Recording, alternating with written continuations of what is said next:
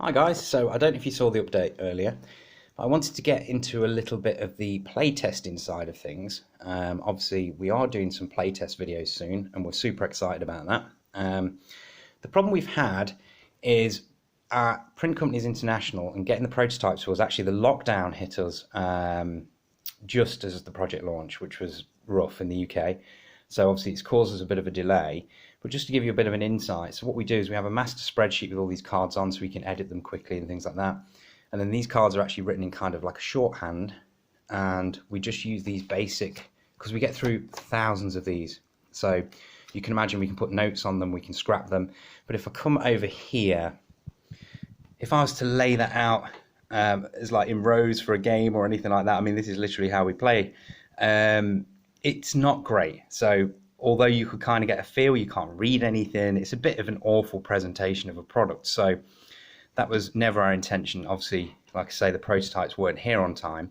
So we had an inspiration. We thought, I know, we'll find a UK printers, try and get something there or thereabouts so we can at least get moving with the playtesting. Unfortunately, they were also closed. So what we ended up with is we ended up at a tiny little photo booth. And these probably look okay from this angle on my old phone, but believe me, they're nowhere near the quality that we need. So what happened is these were actually Bluetoothed through a window to a little lady helping us out. She was lovely. They've come out sort of overexposed. The text has bled because they all had to be converted to JPEG, you see. So the little photo place didn't recognize any of our art formats from Adobe or even PDF. So unfortunately, that's what we ended up with. So the prototypes, we're actually getting a room ready now with someone with far better video production skills than me, and some decent lighting, overhead camera, so when the prototypes arrive you can see the decks properly.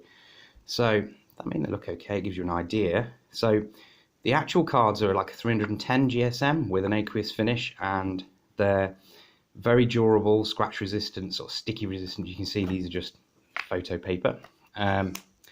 So they're going to be here soon. We did get a prototype pack from the printers, but obviously they're not our cards. They're just examples that they could show us. These cards, they're about the same size as Magic. Literally, I think it's 88 by 63 millimeter. So they'll fit into all your current sleeves and things. They actually fit easier because of these corners. We opted for that because sleeving cards used to drive us mad. But as you can see, the process is pretty painful. And not ideal for showing you guys. So the last thing I just wanted to show you is give you a little bit of insight of how we go about all this. So over here is our spreadsheet. We have many of these, including for upcoming editions as well. So this is the sort of 1,000 cards. Let's get a better view of that. So as you can see, they go all the way up, and we've hidden a lot of the cells here on purpose because I'm sure someone could just work all this out, and we're trying to reveal the game steadily. Obviously, we've got a summer 2021 release. We're going to be releasing a lot more reveals soon, probably whole factions and things like that to generate a bit more interest. And then we have things like, we've got tons and tons of sheets here that we look at the lore, and everything's connected. We have a card generator so we can generate cards quickly on the fly. Typically, we print the entire set out in one go all the time.